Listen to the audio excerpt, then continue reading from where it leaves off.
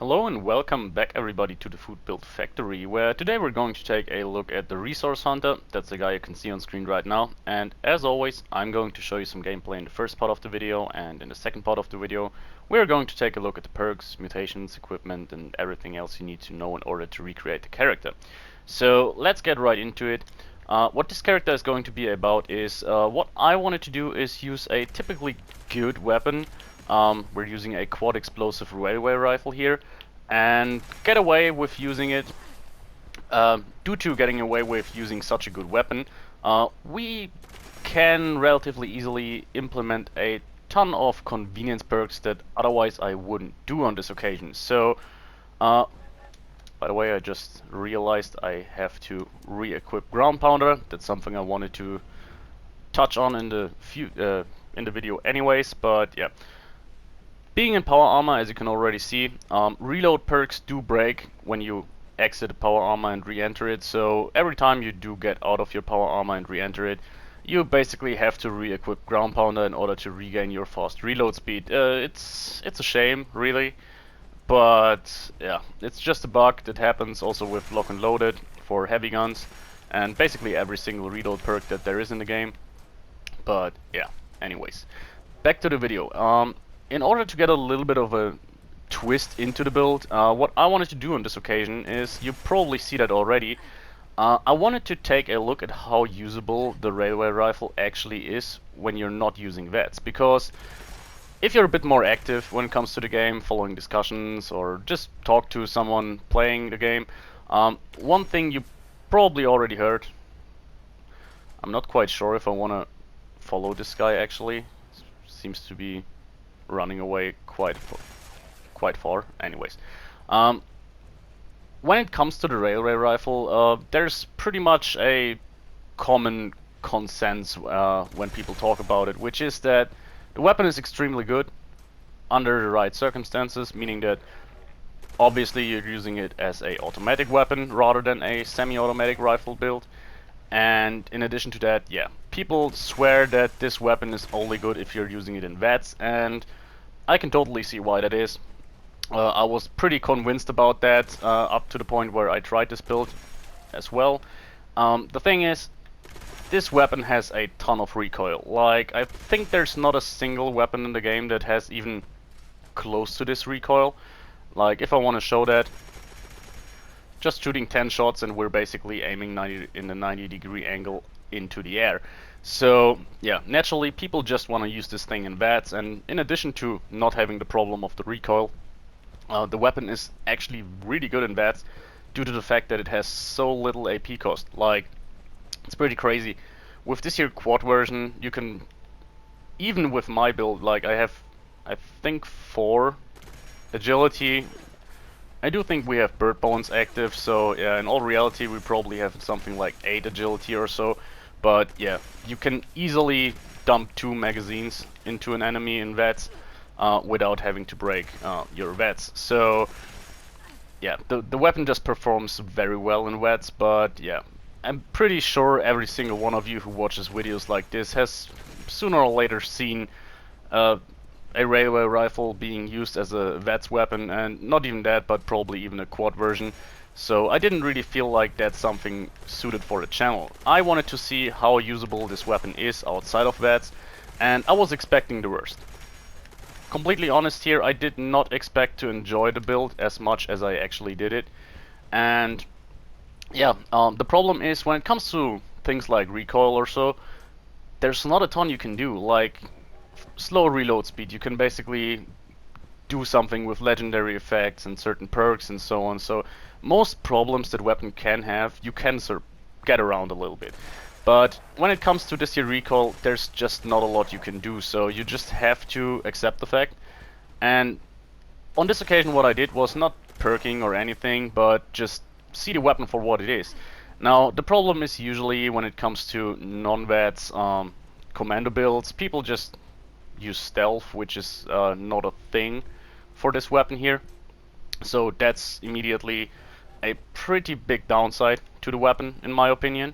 And in addition to that, what you want to do is you want to keep your range a little bit, fight enemies at mid distance, and especially, for me at least, it's important to get headshots. See, if you're not using VATS, you're already missing out on a lot of damage due to not being able to critical hit enemies. So with that being said, you at least want to get your headshots, usually, just so you're not too ammo inefficient. You just want to get every single bit of damage that you can get.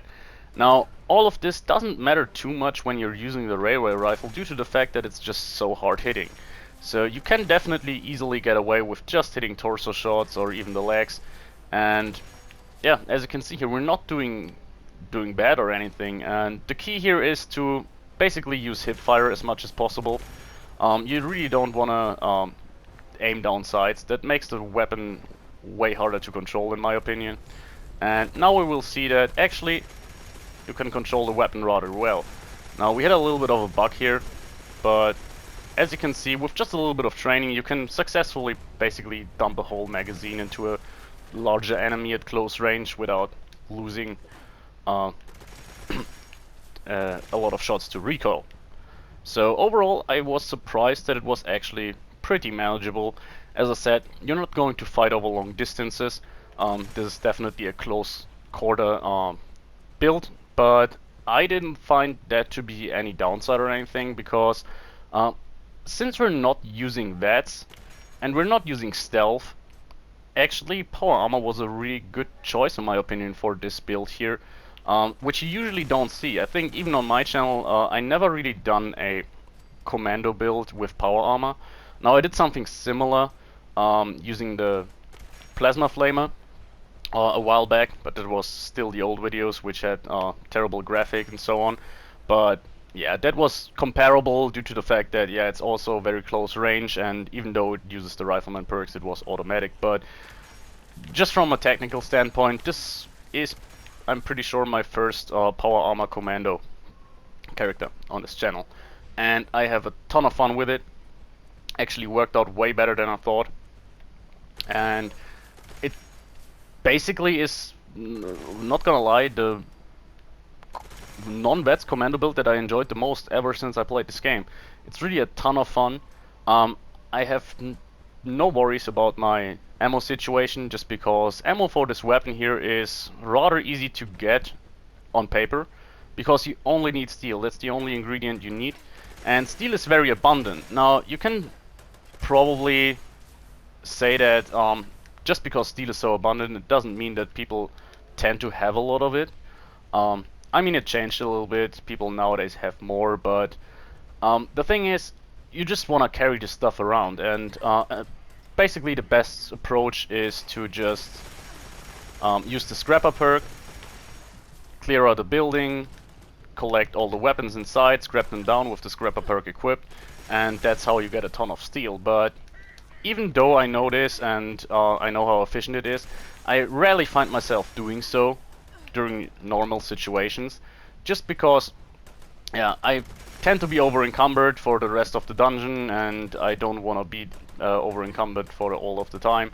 And this build here basically surpasses this. Now, first and foremost, you don't have to switch in the scrapper perk every now and then, because this is just permanently integrated into the build. In addition to that, we do have pack rat, meaning that our junk weighs a lot less than usual, which is a perk I pretty much never used in any of my builds as far as I remember, because stuff like traveling pharmacy or so is basically always the better option. But as I said in the beginning of the video, using such a powerful weapon to begin with, we do have a lot of perk points that we don't use otherwise. Like, we don't have to invest into VATS a lot, we don't have to invest a lot into survivability, because we already are in power armor, which makes stuff easier. And in addition to all of that, we don't need every single damage perk that we can get our hands on in order to be more efficient. So that actually leaves us with a lot of room for convenience perks, and overall I would say that's the big strength of this build here.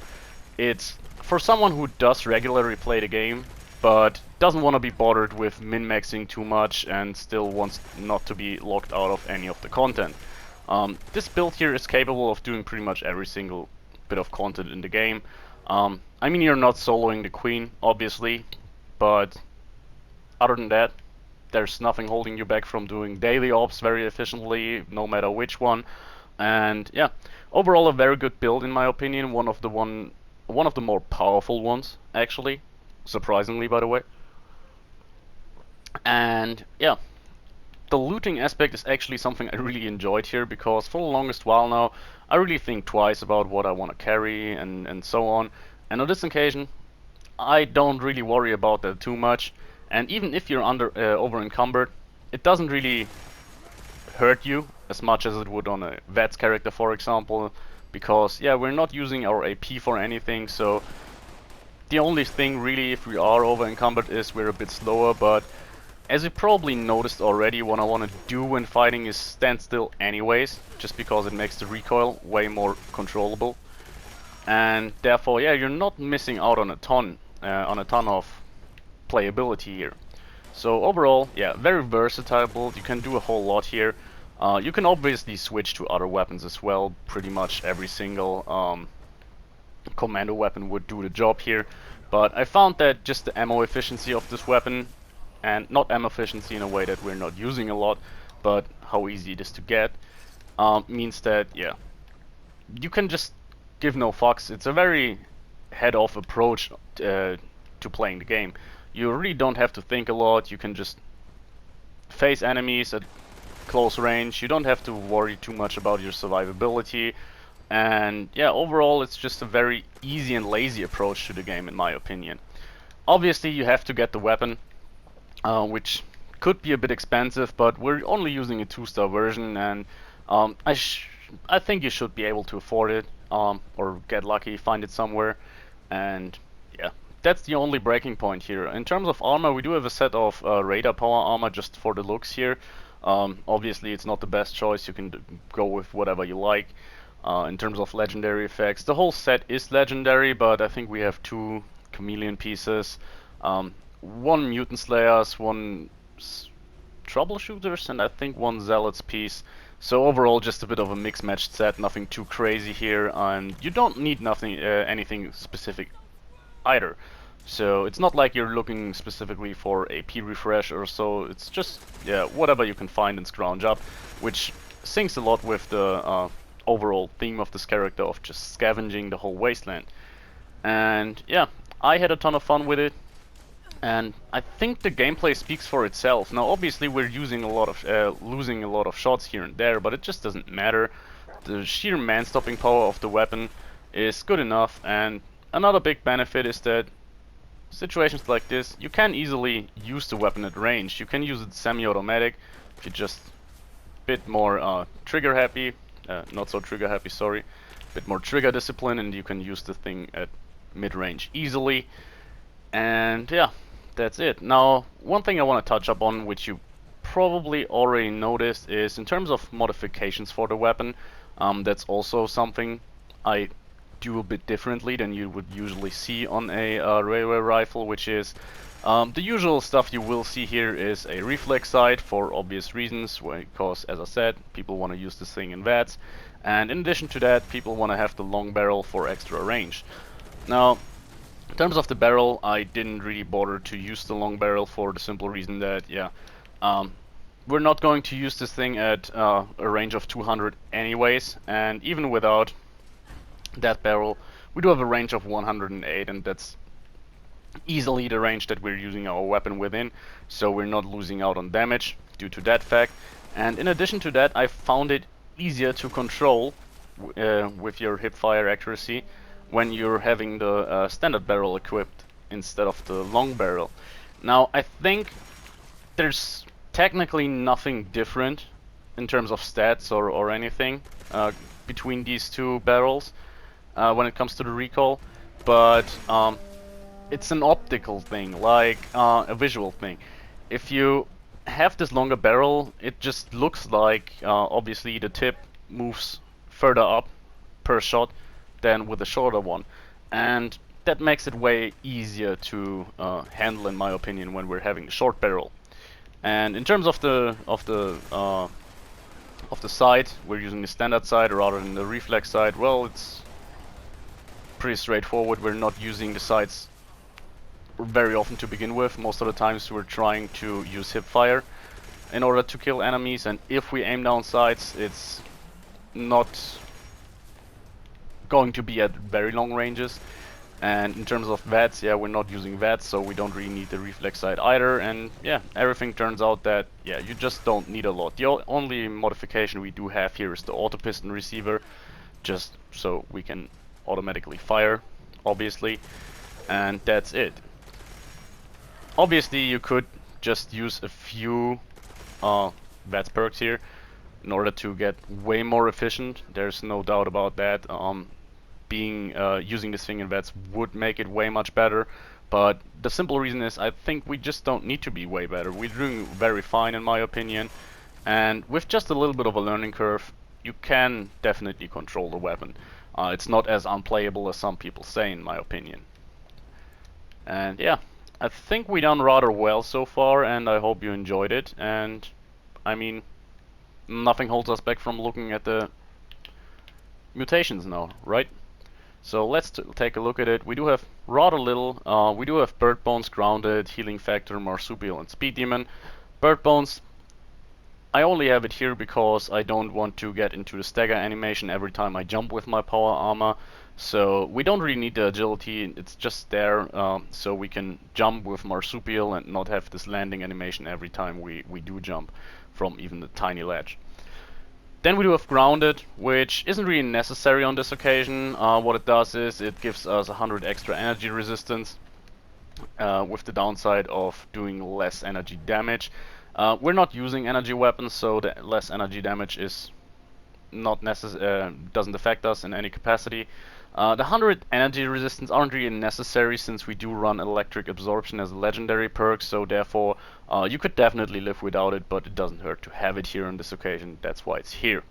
Then we do have healing factor. Since we are going into fights loud and proud, and every single time we do get in a fight we do get damage usually, I feel like healing factor is a nice thing here, so that if you manage to survive a fight, no matter if it's at 20, 30, 40% health, you will just regen the rest.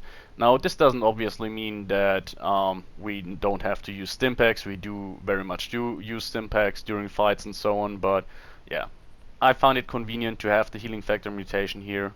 It's up to you if you want to use it or not. Then we do have Marsupial and Speed Demon. Those two I always have.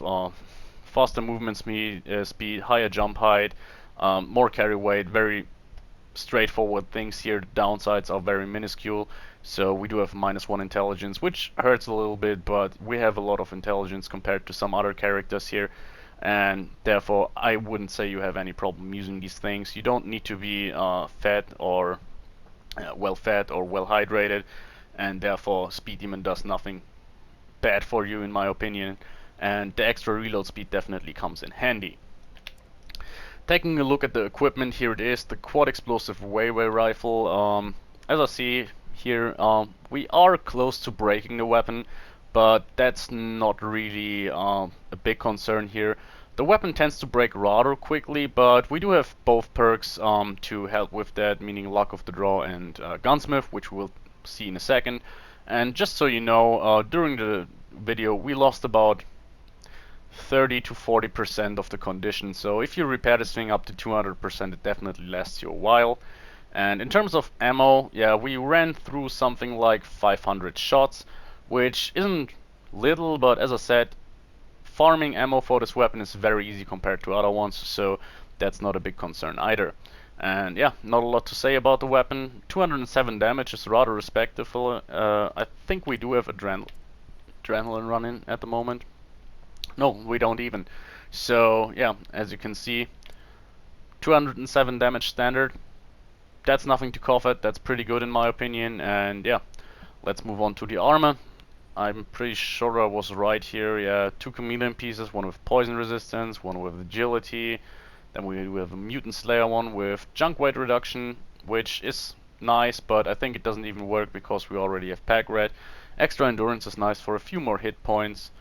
And yeah, troubleshooters, power armor piece, and then we have a zealots one. The helmet I do have. I don't have it modded. I think I carry a mod with me that I wanted to use, but didn't. Internal database for a bit more intelligence, but yeah, doesn't really matter here. In terms of the modification for the torso, we do have a kinetic dynamo, which means we do regenerate AP when we are shot, which is not useful for this build here, but it's something I wanted to test out for another build that I'm really looking forward to bring out. You don't really need anything really here. Go for whatever you like in terms of modification. I think there's nothing you can do wrong. A jetpack could even be fun, I guess. And yeah, the arms aren't modified, and one of the legs is calibrated for extra carry weight, and the other one has the vented shocks, which ideally I would use calibrated shocks on both of them, but yeah, I didn't really have the mod available, so keep that in mind. And yeah, that was it in terms of equipment. It's not too crazy here, as I said, just basically power armor with a few effects on there. And now let's take a look at the perks. We do have a strength of 11, which is rather high for a build that doesn't really utilize strength in order to do damage. So, especially on a commando character, I would say strength 11 is unusually high. But that's basically what I meant earlier by using a good weapon and therefore having the ability to use a lot of convenience perks that otherwise would hurt your build. In terms of convenience cost, that is. So we do have Traveling Pharmacy, Bandolier, Pack Rat, and Blocker. I mean, Blocker I don't really have to explain. If you have the perk points for it, this is a very straightforward perk. It's good, especially since we are always in close range, taking 45% less damage from melee attacks. That's nice, I want to have that. And then it gets a bit more controversial. Like Traveling Pharmacy, it really depends on how many Stimpaks you will carry and how many chems overall. So yeah, I tend to have it equipped a lot in power armor. Otherwise I do have the chemist backpack mod, but yeah, that's here just for convenience to carry more stuff. Bandolier, pretty straightforward. On this occasion I would not want to live without it. Railway spikes are heavy, and when I mean heavy, they are really heavy. Like carrying 2,000 to 3,000 already adds a lot of carry weight. I think we're looking at something like 20 to 30 pounds even with Bandolier. So yeah, there's no way around it. You don't want to live without Bandolier. But one additional thing I did is, instead of just crafting 40,000 rounds or something that lasts me for a while, I just craft them more regularly. I craft like 2,000 to 3,000, as I said, and they will last me for 1, 2 or 3 days, and then I go and craft some more. Pack Rat, well, as I said, this is the perk I usually don't use because there's pretty much always better options, but on this occasion there really aren't any better options. You could go with, is it called Heavy Bag? Anyways, the one that just gives you straight up more carry weight, but I found it very convenient to just not think about what I was looting. Really, I didn't do that for like 2 years or so at this point, and for once just looting everything and not being over encumbered every 20 minutes was really nice, especially once you're dumping all your stuff into your stash or into your scrap box and see how many shit you're actually carrying. For example, I was clearing out the whole mine from Uranium Fever, including scrapping all the weapons that I got from Uranium Fever event, and I was carrying, I think, 400 steel or so, and it was weighing 2 pounds, maybe 3 pounds, I'm not sure. So that's really nice, and that's due to Pack Rat, which was definitely a lifesaver on this build and made it so I could really easily farm a lot of steel that I need in order to feed my weapon. Then we do have Perception, which is maxed out at 15, and very obviously we do have all the commando perks maxed out at rank 3. Then we do have Tank Killer for better armor penetration, and in addition to that we do have Ground Pounder. As I said, remember to re-equip this thing if you exit and re-enter your power armor, otherwise you're not gaining your improved reload speed. Interestingly enough, you're still getting the improved accuracy, even if you're not re-equipping this perk, which is a bit odd that exiting and entering power armor breaks half of the perk but not the other one. I'm not sure how long Bethesda will take to really do this. I mean, it was actually a bit disappointing seeing how they fixed the problem with Stabilize, that it was deactivating once you're getting out of your power armor and you had to re-equip it. but at the same time didn't look at other perks that did the same thing. Yeah, matter of time, but it could be a long time until they fix it, I guess. Then we do have Endurance, which is at a rather mediocre 7. We do have Life Giver and Fireproof. I think I don't really have to sell you Fireproof on this occasion. It's always a good perk, and especially if you're in close range fighting a explosive weapon, you can still damage yourself, but not to a point where you have to worry about it. I mean, we're talking like 5 hit points or so that you're damaging yourself with the weapon if you're shooting at the ground. So, yeah. Fireproof is a good perk here, otherwise you really kill yourself, and overall it's just a good perk in my opinion. And Life Giver, this is a bit more controversial. A lot of people don't really like it because the investment is rather high. 4 perk points for 45 hit points isn't a whole lot, but you can go with whatever you like here. Adamantium Skeleton wouldn't really make sense. Ghoulish doesn't help you too much in power armor either. What you could go is combination of Chem Fiend and other perks that benefit chems if you want to use those a lot, but you can also just go down with endurance and do just fine. I thought like 7 endurance made it so I really wasn't too squishy compared with the power armor, but if you run better sets of power armor, maybe something like XO1 or so, you can definitely go down with endurance. It's just here for convenience as the rest of the build basically. Then we do have Charisma. This would basically make for a good switch if you use those 4 perk points for Life Giver and just put them into Lone Wanderer here. 20% less damage would not hurt, but since we can get away without Lone Wanderer, I just want to break my usual tendency to just use Tenderizer and Lone Wanderer and Charisma, just to switch up things a little bit. On this occasion I still went with Tenderizer though, just for the extra damage. Fully automatic weapon, always using multiple shots, so 10% multiplicative damage, nice to have on this occasion. Then we are in Intelligence, which is rather high at 14. We do a First Aid, Demo Expert, Scrapper and Gunsmith. So Demo Expert, right off the way, more damage with your weapon. Similar to Life Giver, it's a lot of investment for a relatively little damage increase, but I still found it to be worth it on this occasion. And in addition to that, you can just have fun with the rocket launcher every now and then, or just throw some grenades and so on. So yeah, bit more damage doesn't hurt.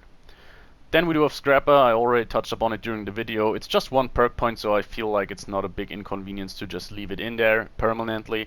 And yeah, I just tend to not like to having to switch perk points when I'm out in the field. Now I still have to switch perk points when I'm crafting ammo, equipping Ammo Factory, not Ammo Factory, how's it called? Ammo Smith and Super Duper, but that's when I'm in my camp, that's when I have time, that doesn't bother me. But out in the field when I'm looting a dungeon and before I'm scrapping stuff, I don't want to re-equip Scrapper, so therefore, yeah, it's always there in the build. And lastly, we do have First Aid. You can use this for other for batteries included. If you're carrying more fusion cores, that wouldn't be a bad decision. Another good idea would be Power User if you really want to double down on not using too much fusion cores. But on my occasion, I just carried 2 fusion cores and I never ran out of them during the whole time because, yeah, you're just not doing a whole lot of stuff that would drain your fusion core. And every now and then it gets recharged due to the fact that we have electric absorption. So yeah, I went with First Aid just to offset a little bit that we have a debuff from the healing factor mutation. And what else you could do? Well, Nerd Rage would not be a bad idea, but you can also obviously just go down with your Intelligence. First Aid is not needed here, it's just there because I wanted to be more effective and not spam Stimpaks too much. Then we do have Agility at 5, which we use for Adrenaline, and Agility 5, especially for a commando character, is very low, at least for me. I rarely tend to go lower than 10 or 9 with Agility, there's just always something I find to be useful, but on this occasion really I wanted to have Adrenaline just to give me a damage boost in most situations, but other than that, yeah, there's not really anything we could use here. Now, one thing I thought about was Dodgy, which can make us way more tanky, but that would definitely be something that drains your fusion core a lot more, and I didn't really feel like it was necessary, so I left it out here and just went with Adrenaline.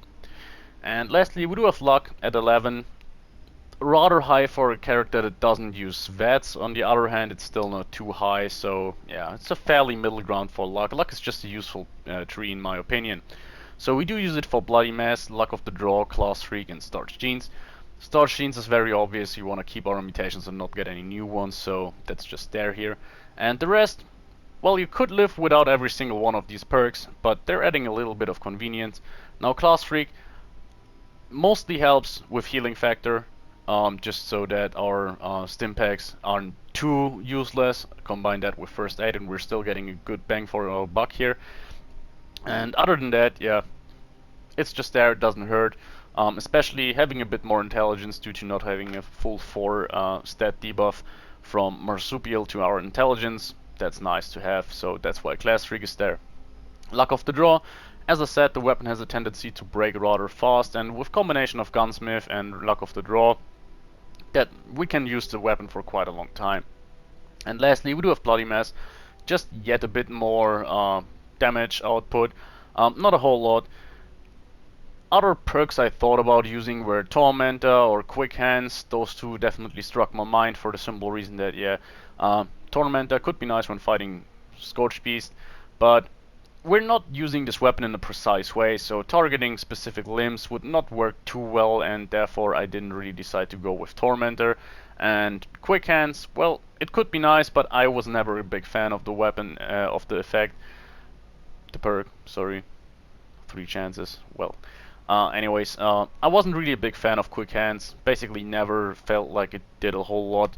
I ran with it on this occasion for a while, but yeah, I decided that Luck of the Draw, Class Freak, and Bloody Mess was the combination I wanted to went for. Ricochet could be nice just to add a little bit more survivability, but as I said on a few other occasions, survivability isn't our main concern here. And with that being said, we're taking a look at our legendary perks. So the boring ones right off the way. We do have legendary luck, intelligence, and strength. Legendary luck, we do get 3 extra, 5 extra intelligence, and 2 extra strength. Those just give me access to more perk points. But as I said during the perks, especially the whole luck tree, you can basically tone down to just rank 2 with Starch Genes and still do very fine with the build. So that's already 9 points of 9 perk points that you don't have to spend if you don't have access to the legendary perks here. Then we do have Electric Absorption. This one here is basically a must-have on every power armor character for me. Just makes you so much more tanky, especially when we're fighting stuff like Assaultrons. They become a joke basically. And if you're fighting super mutants, there's always a good chance that one of them or 2 of them carry a laser rifle and make it so that, yeah, you're healing just a little bit of damage during the fight. So yeah. And in addition to that, that makes it so you can easily run with 2 or 3 fusion cores around and not have to worry about them depleting all the time. Then we do have Ammo Factory and Master Infiltrator. So you can see, even when it comes to our legendary perks, we did have room for convenience perks here. Master Infiltrator just sinks in very well with the whole looting demeanor that we have going for with this character. We just want to loot a lot. It's basically an explorer build. With legendary, with Master Infiltrator, you have the ability to hack every terminal and lockpick every lock in the game, so you can get into every single secret location and whatever you like. So that's why I want to have it here. I personally never, if I use it, never go higher than rank 1, just because all it does is you can skip the mini games basically, but rank 1 is already enough to just hack and loot, hack and lockpick every single lock and terminal in the game. And lastly, we do have Ammo Factory here. The reason I did leave it in here is the way I described earlier how I manage my ammo situation on this character. Just because the ammo is so heavy, I tend to just use Ammo Factory all of the time, so I can craft like 1,000 to 2,000 shots every now and then, use them up, and then craft them again. And yeah, I didn't really feel like we're losing out on anything or miss a legendary perk that we could use otherwise. So overall, I would say I was surprised how well the build performed. I really didn't go into this build thinking that this would be something I would enjoy so much. I definitely thought that the recall would be way more of a headache for me, which actually it wasn't. I found like it was absolutely okay once I started to just use the weapon in the way I use it, not at range, close range though, and use it as a hipfire weapon. And yeah, I had a lot of fun. There wasn't a single enemy I encountered where I thought, fuck, I don't want to fight this guy, it could be tedious or so. Even the sheep squatches go down rather fast. Another thing I personally found not to be a problem, but I wanted to mention anyways, because I think it could be a problem for you, is how often the screen shakes. So I guess if you're like, if you have a tendency to get nausea or something like that, maybe this build isn't for you, because the screen is shaking a lot, but it was definitely way less of a problem than I personally thought beforehand. So yeah, I hope you enjoyed the build, guys. I have some interesting builds coming up soon. One very distinct and wacky build that I'm really looking forward to. And one thing I really briefly wanted to touch on is, yeah, I'm still having a Zetan Invader Mark II in the backhand, but I want to wait till private worlds are a thing, just because I was so unlucky with legendary alien blasters. Not even unlucky, but the one I wanted really precise one, and yeah, that I didn't get so far. So anyways, see you next time, guys, and bye.